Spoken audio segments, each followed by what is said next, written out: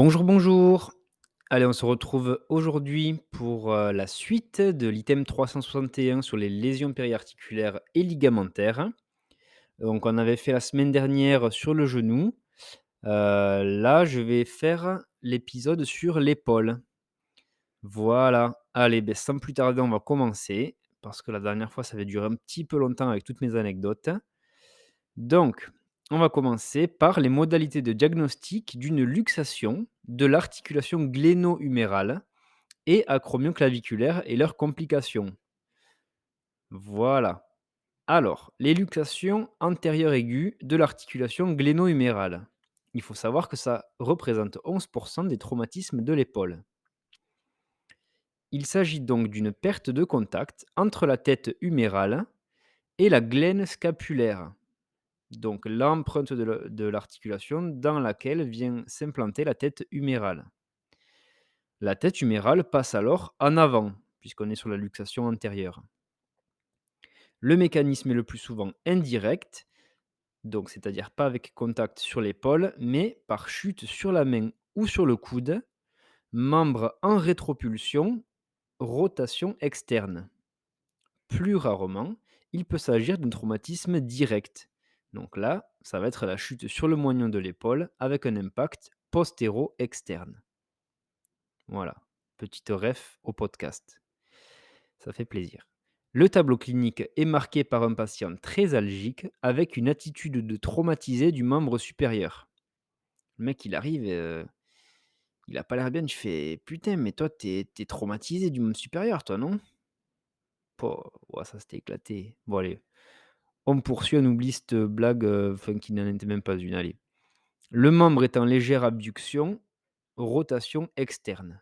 Abduction donc, membre un peu surélevé comme ça, un peu écarté du corps, en rotation externe, c'est-à-dire, la main un peu vers l'extérieur, quoi. L'inspection retrouve les signes suivants: coup de hache externe. Bon ça, c'est comme si le gars s'était pris un coup de hache, sur l'extérieur de l'épaule, c'est un peu enfoncé, quoi. Le signe de l'épaulette et le vide sous-acromial. L'assaillie de la tête humérale, donc c'est-à-dire on la voit sous la peau pratiquement, et un élargissement antéro-postérieur de l'épaule de profil. Voilà, donc on voit en fait, que l'épaule est plus épaisse dans le sens antéro-postérieur parce que du coup la tête humérale vient en avant. Voilà. Le signe de Berger, ça correspond à une irréductibilité de l'abduction rotation externe. C'est-à-dire que la position de base en abduction rotation externe, elle peut pas se remettre, dans l'axe, dans la position, physiologique de base. C'est l'irréductibilité, ça s'appelle le signe de Berger. Voilà. Le diagnostic positif nécessite un bilan radiographique. On va y revenir plus tard. Voilà. Les complications précoces à rechercher sont nerveuses et vasculaires. Neurologiques, surtout après 40 ans, on peut avoir une atteinte du nerf axillaire. Là, on va faire du coup une analyse comparative de la sensibilité du moignon de l'épaule avec un testing avant et après réduction. Mais il faut également rechercher une atteinte du nerf radial, voire du plexus. Et ensuite, la complication vasculaire, on va la rechercher en palpant les poux périphériques. S'ils sont abolis, c'est qu'il y a une atteinte vasculaire. Et on évalue ça avant et après réduction. Il existe également un risque d'évolution vers une épaule instable. Et ça peut être traité, a posteriori, par chirurgie notamment. Ça j'ai des potes à moi qui se sont fait opérer de ça, une luxation, accidentelle et après ça se luxait, pour des petits mouvements, anodins, voire même, quand ils se retournaient dans leur lit, quoi. Voilà, donc après ça c'est handicapant dans la vie de tous les jours, il faut l'opérer. Ensuite, prochaine luxation, c'est la luxation postérieure aiguë de l'articulation gléno-humérale, donc pas antérieure mais postérieure cette fois-ci, qui représente 1 à 4 des luxations de l'épaule. Il s'agit donc d'une luxation rare. La tête humérale passe en arrière de la glène. Ça peut être retrouvé notamment à la suite d'une crise comiciale, d'une électrocution, d'une crise de délirium. Il faudra alors chercher une luxation bilatérale parce que c'est une contraction, on va dire, inappropriée de l'ensemble du corps. Donc luxation bilatérale le plus souvent. Elle peut également cependant être retrouvée à la suite d'un traumatisme violent. Le patient se présente sous la forme du traumatisé du membre supérieur, voilà, comme le gars de tout à l'heure là, où c'était pas drôle. Le membre est en adduction, rotation interne cette fois-ci, donc c'est le strict opposé. Adduction contre le corps, rotation interne. La rotation externe active et passive est impossible.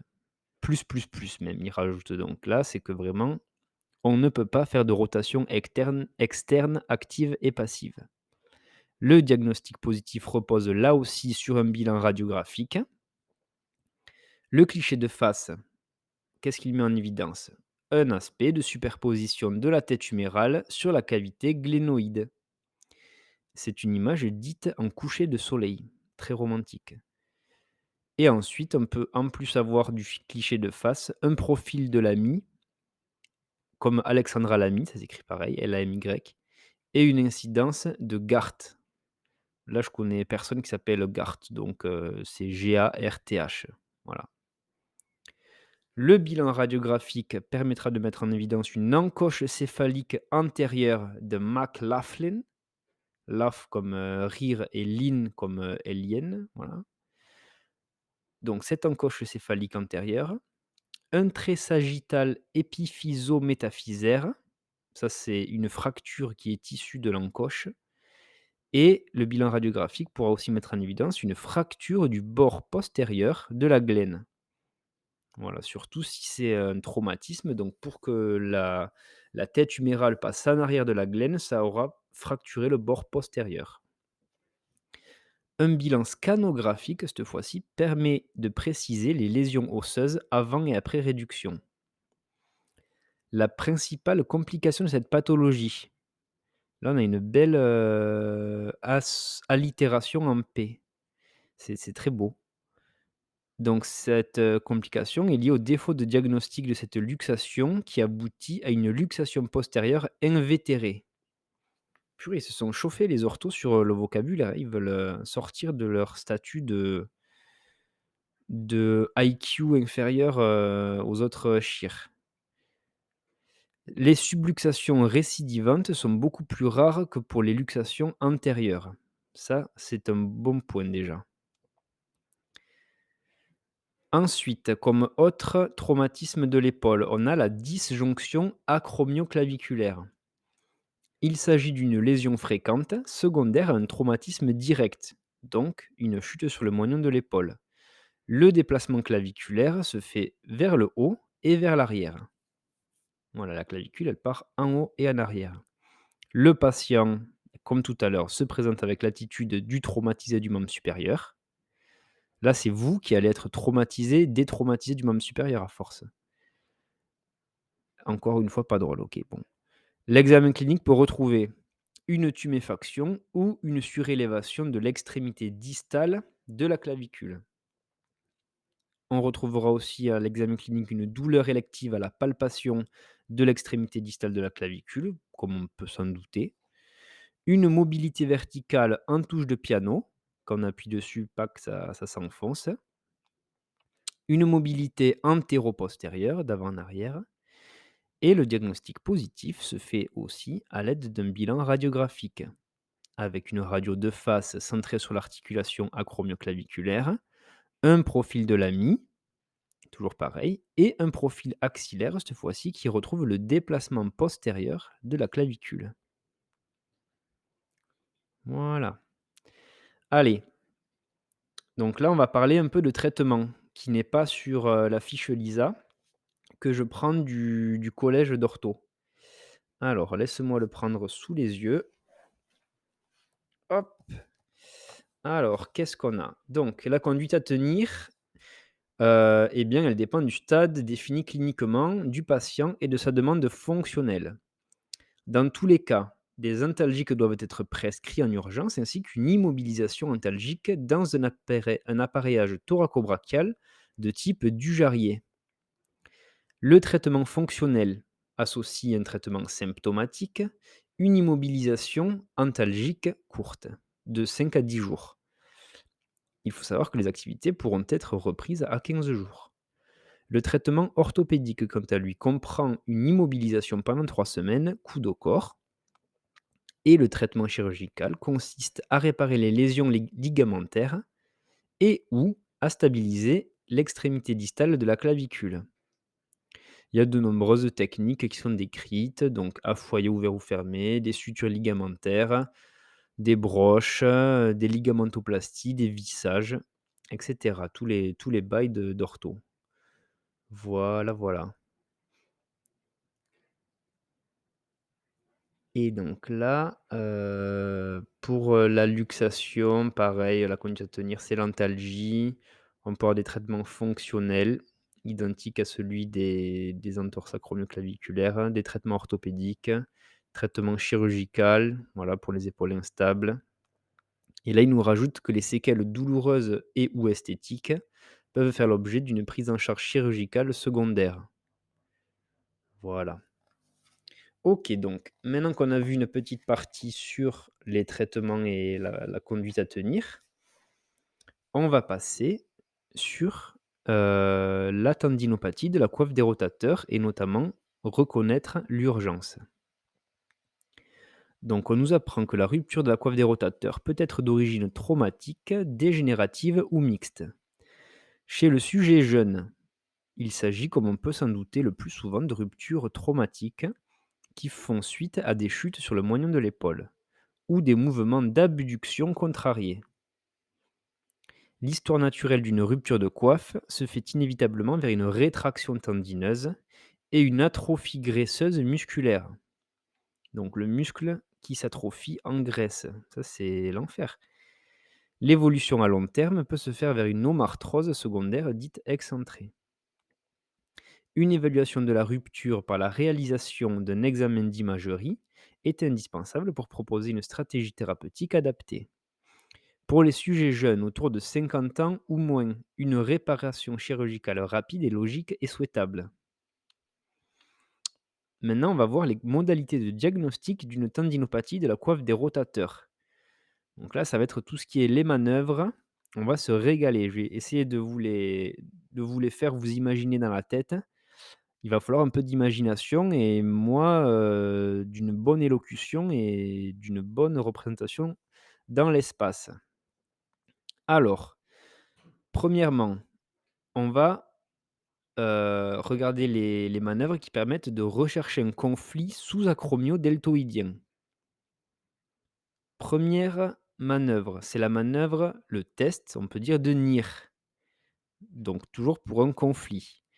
Le test de NIR, c'est une douleur ressentie lors de l'élévation antérieure passive associée à une pression sur l'acromion.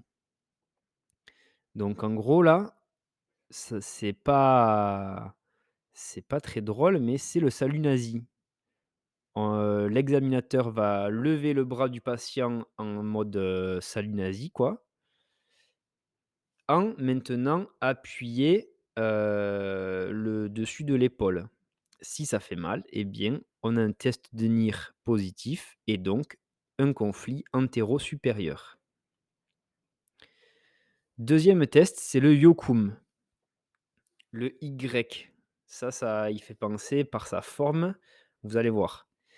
En gros, le test de Yokum positif, c'est une douleur ressentie lors de l'élévation active contre résistance, membre en adduction.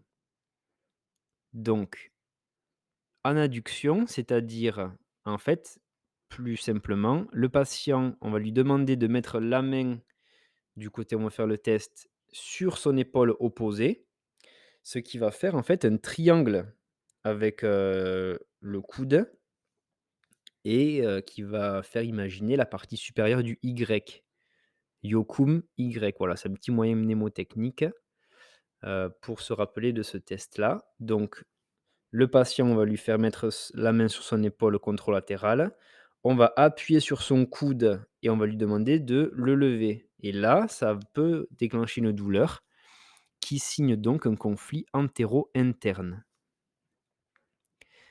Dernier test pour évaluer, pour diagnostiquer un conflit sous-acromio-deltoïdien, c'est le test de Hawkins et donc ça, c'est une douleur ressentie lors de la rotation interne passive, donc c'est-à-dire que c'est nous qui allons appliquer, le mouvement de rotation interne avec un membre en élévation antérolatérale.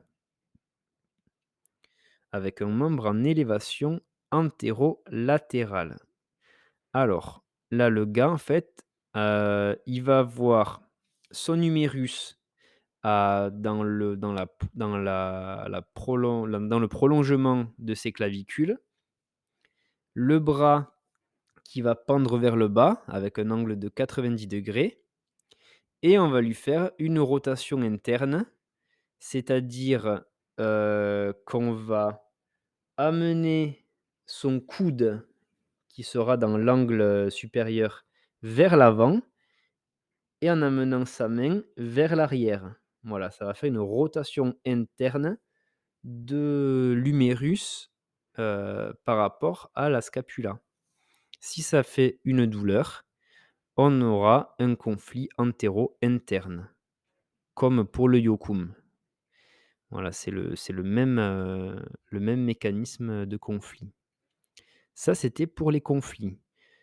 Maintenant, on va rechercher la rupture du supraépineux. Le supraépineux qui se retrouve donc au-dessus de l'épine de la scapula. Le test, ça va être le test de Job. C'est une élévation antérolatérale à 30 d'antépulsion contre résistance. Bras en rotation interne, donc pouce vers le bas. Le test est positif si le patient ne peut pas résister à la force d'abaissement de l'examinateur. Voilà. Donc là, le patient, il va avoir les bras, enfin le bras en l'occurrence qu'on veut tester, en élévation antérolatérale, donc le bras tendu avec le pouce vers le bas, un peu vers l'avant et sur le côté.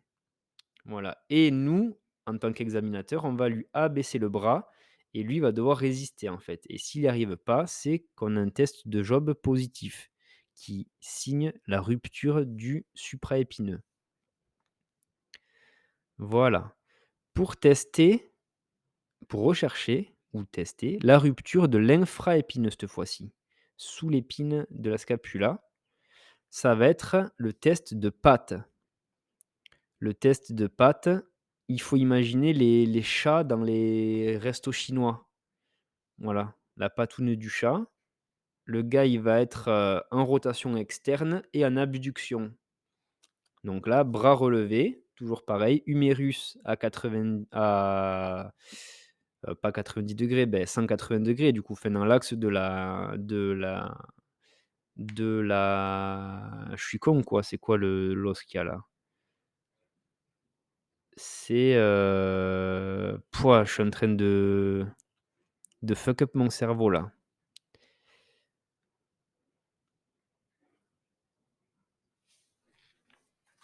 La clavicule. Putain, c'est pas compliqué quand même. Donc bref, on reprend donc.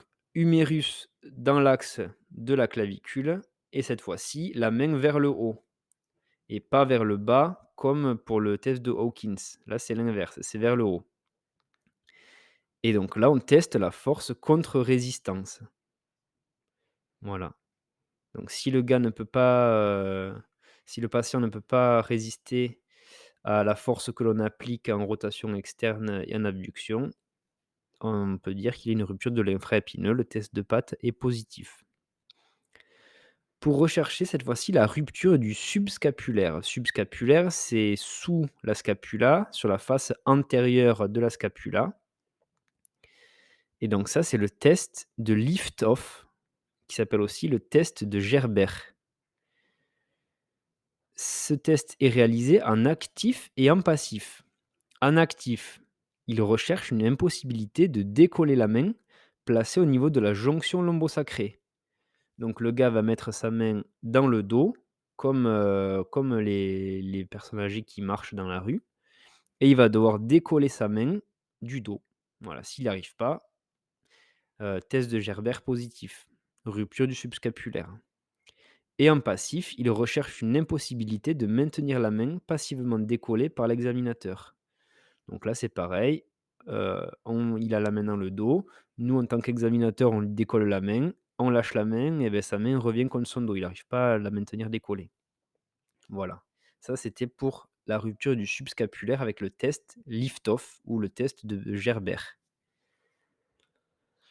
Pour rechercher cette fois-ci une pathologie de la longue portion du biceps, ça va être le palm-up test. Donc là, ce test recherche une douleur en regard de la gouttière bicipitale. La gouttière bicipitale, eh bien, c'est, sur la face antérieure de l'humérus, vers le haut. Donc ça, c'est la douleur lors de l'élévation contrariée antérolatérale en supination. Donc là, la personne va avoir la paume de la main vers le ciel, supination, le bras vers l'avant et un peu sur le côté. En tant qu'examinateur, on va appuyer vers le bas, la main du patient, pendant que lui essaye au contraire de remonter son bras. Si ça lui fait mal, pathologie de la longue portion du biceps. Donc soit tendinopathie, soit rupture. Voilà.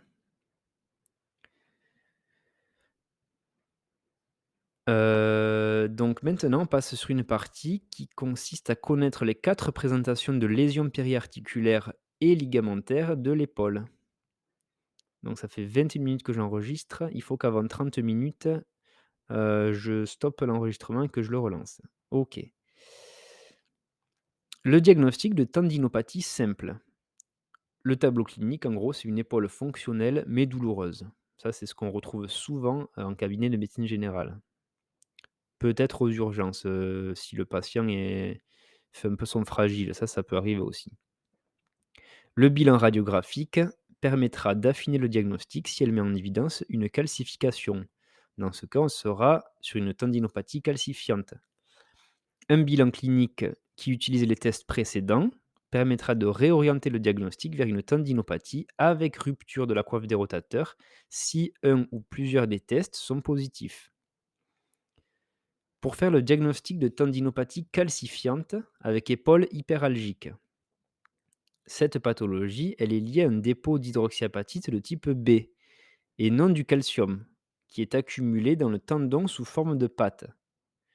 La cause des tendinopathies calcifiantes est inconnue, mais elle touche le plus souvent les femmes entre 30 et 40 ans. Il n'existe aucune relation entre cette pathologie et l'activité professionnelle, les chutes, l'ostéoporose ou l'alimentation. Cet amas de pâte peut s'évacuer spontanément en dehors du tendon. La substance est alors libérée dans l'espace sous-acromial, ce qui déclenche une crise inflammatoire brutale et soudaine. Les symptômes, c'est quoi? Déjà, la douleur, c'est la principale cause de consultation.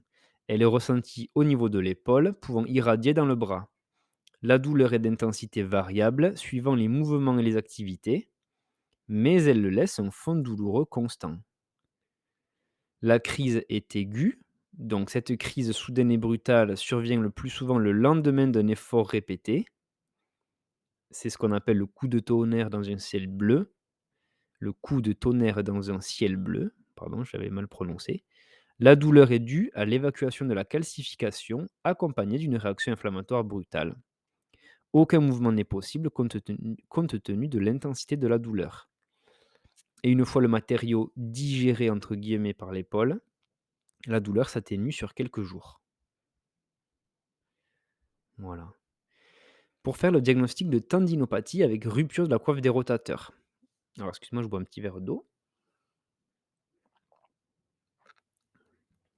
Alors, ce diagnostic de rupture de la coiffe des rotateurs repose sur un examen clinique qui comprend 4 temps. Premièrement, l'interrogatoire. Deuxième temps, l'inspection avec la palpation. Troisième partie de l'examen clinique, un examen des amplitudes passives et actives. Et quatrièmement, le testing de la coiffe avec tous les tests qu'on a vus au-dessus. L'inspection, on va rechercher spécifiquement une amyotrophie des fosses sus et sous-épineuses évocatrice d'une rupture des tendons supra et ou infraépineux selon le site de la myotrophie. On va analyser les amplitudes passives. Ça, c'est réalisé au mieux sur un patient en position couchée pour éliminer les compensations. Et c'est fondamental à la vérification de la liberté de l'articulation gléno-humérale et de l'absence de rétraction capsulaire. Voilà, si on retrouve une limitation des amplitudes passives, on peut suspecter une rétraction capsulaire. L'analyse des amplitudes actives, quant à elle, se fait sur un patient assis. Et il faut savoir que l'association d'une mobilité passive complète et d'une mobilité active déficitaire oriente vers une rupture de la coiffe des rotateurs. Donc, coiffe des rotateurs, rupture, on a une diminution de la mobilité active, mais une mobilité passive complète, qui est normale. Afin de préciser cliniquement la localisation de la rupture tendineuse, il est nécessaire d'utiliser les tests qu'on a décrits précédemment. Donc, on les rappelle, il y a Yokum, Neer, Hawkins, Job, Pat, Gerber et Palm-Up Test. Voilà. Ça, c'est les 7 tests qu'il faut connaître. L'examen clinique devra être complété par des examens d'imagerie afin de préciser la localisation de la rupture et son importance. Pour faire le diagnostic de capsulite rétractile maintenant, c'est un diagnostic qui est essentiellement clinique. On a une limitation de toutes les amplitudes articulaires actives et passives de l'articulation gléno-humérale. Cependant, il est nécessaire que le bilan radiographique simple ne mette pas en évidence une autre cause de limitation de ces mobilités, avec l'arthrose gléno-humérale notamment. La principale, la principale cause de consultation en cas de capsulite rétractile, c'est la douleur, qui est particulièrement marquée la nuit. Elle peut être même insomniante. Elle se localise en regard du moignon deltoïdien, avec une irradiation possible dans le bras, l'avant-bras et même le poignet. Cette phase de douleur, elle est quasi constante. Elle dure quelques semaines à quelques mois. Pendant cette période douloureuse, l'épaule reste mobile. Deuxième phase, on a une apparition de la raideur. Donc l'épaule se gèle progressivement. Cette raideur est particulièrement facile à détecter par la perte de la rotation externe coude-corps. Mais elle touche également l'abduction, donc l'élévation du bras, et l'antépulsion. Donc on veut envoyer le bras vers l'avant, comme pour le salut nazi tout à l'heure. Il faudra faire en sorte d'analyser que la mobilité de l'articulation gléno-humérale en neutralisant l'articulation scapulo-thoracique lors de l'examen clinique afin de supprimer les phénomènes de compensation. Cette phase d'enraidissement peut prendre quelques semaines, puis elle laisse place à une longue période de stabilité. Pendant cette phase, la douleur disparaît progressivement. Et ensuite, au cours de la deuxième année d'évolution, la raideur tend à disparaître jusqu'à une récupération généralement totale. Voilà. Donc la capsulite rétractile, c'est un phénomène qui peut durer jusqu'à 2 ans et après la raideur tend à disparaître jusqu'à la récupération. OK, donc là, on a fini la partie sur l'épaule, puisque là après ça passe sur, l'imagerie. Mais, pour ceci, je vais couper l'enregistrement et le relancer parce qu'on est pratiquement à la demi-heure. Allez, on reprend l'enregistrement avec une petite, partie sur les traitements, la conduite à tenir des tendinopathies, de l'épaule, que ce soit la coiffe ou les autres types. Alors, le traitement à tenir, c'est, heu, AINS, on va faire simple, hein, AINS, repos, antalgique si besoin, physiothérapie et en cas d'insuffisance de ces traitements, des infiltrations intra-articulaires de corticoïdes. Voilà. Autre partie du traitement, pas médicamenteuse cette fois-ci, ça va être la rééducation. Elle est indispensable bien sûr et donne parfois d'excellents résultats même en cas de rupture de la coiffe.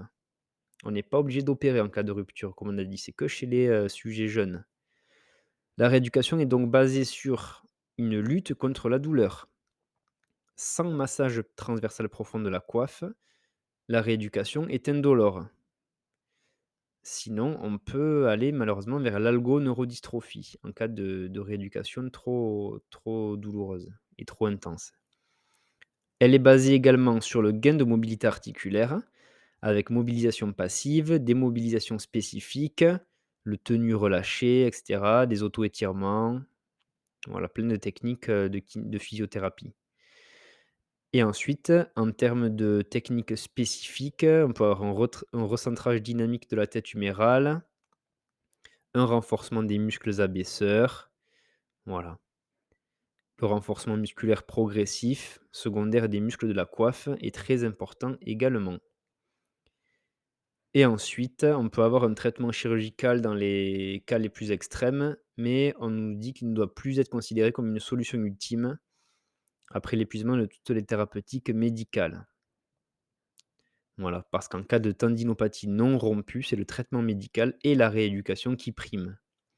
L'acromioplastie ne se discute qu'en dernier recours chez l'adulte d'âge mûr. Voilà. En cas de rupture de la coiffe complètement, donc là, le traitement de première intention est médical et c'est qu'après 6 mois d'absence d'amélioration que l'indication chirurgicale doit être discutée. OK. Allez, maintenant on va passer à, l'imagerie des lésions périarticulaires du genou, donc avec l'indication et les intérêts, des examens d'imagerie en première intention. Dans le cadre de la capsuite rétractile. Notamment, l'imagerie ne sert pas à établir le diagnostic, mais elle sert à exclure les autres causes de limitation des mobilités de l'épaule. La radiographie simple est le plus souvent normale.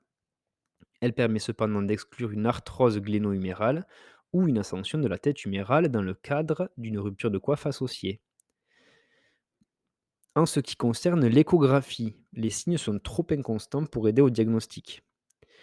La scintigraphie osseuse, quant à elle, peut montrer une hyperfixation de 3 points: tête humérale, acromion, coracoïde. Mais cet aspect est peu spécifique. Une arthrographie avant infiltration ou couplée à un scanner ou à une IRM peut mettre en évidence la perte d'élasticité de la capsule avec une sensation de résistance à l'injection, avec un reflux de liquide lors du relâchement de la pression.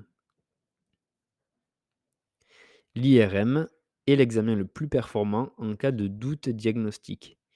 Il existe une concordance significative entre les anomalies observées à l'IRM et l'examen clinique.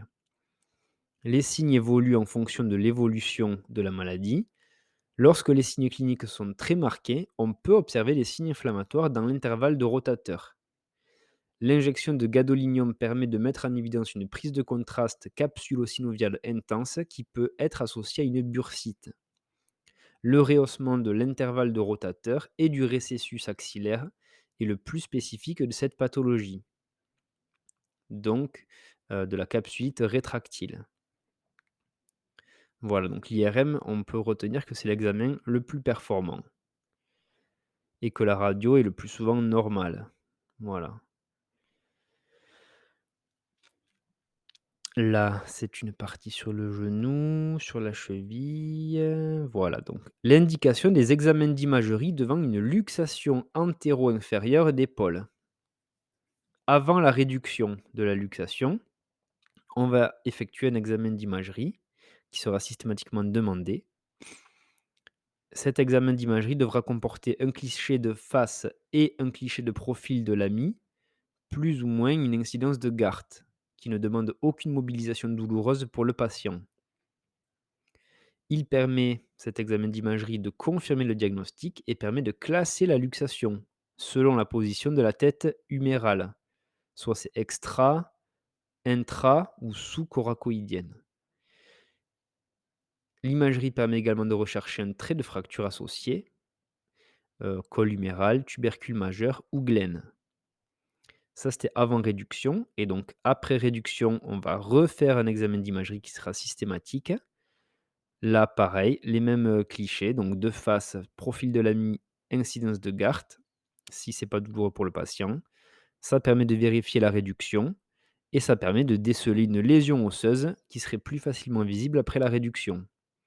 Donc là, on nous précise que c'est encoche humérale, une fracture inférieure de la glène, une fracture du tubercule majeur. L'exploration de ces lésions osseuses associées pourra nécessiter la réalisation d'un bilan scanographique. Petit verre d'eau.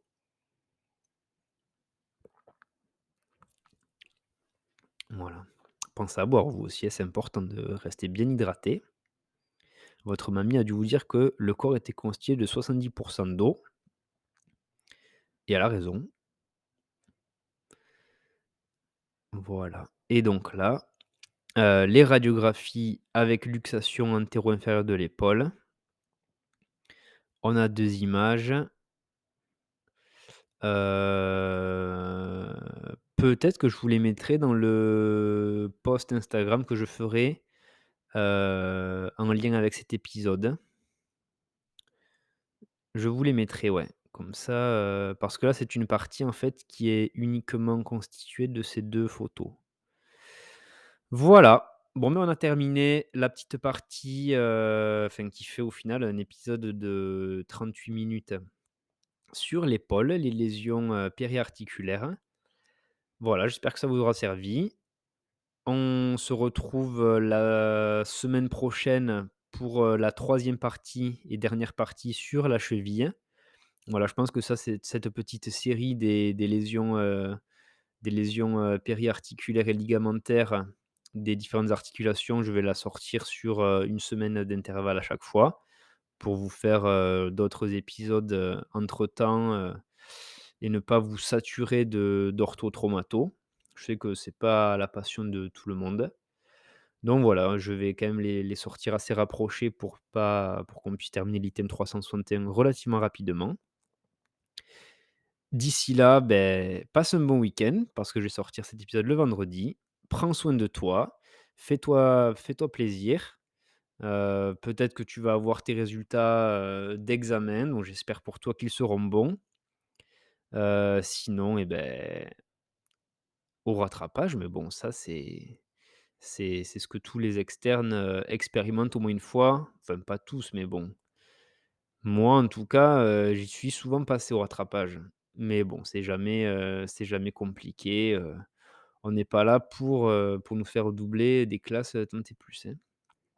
Voilà, allez, j'arrête de parler, que j'ai la gorge sèche et que toi tu as les oreilles qui sifflent, et on se dit à bientôt. Ciao, ciao.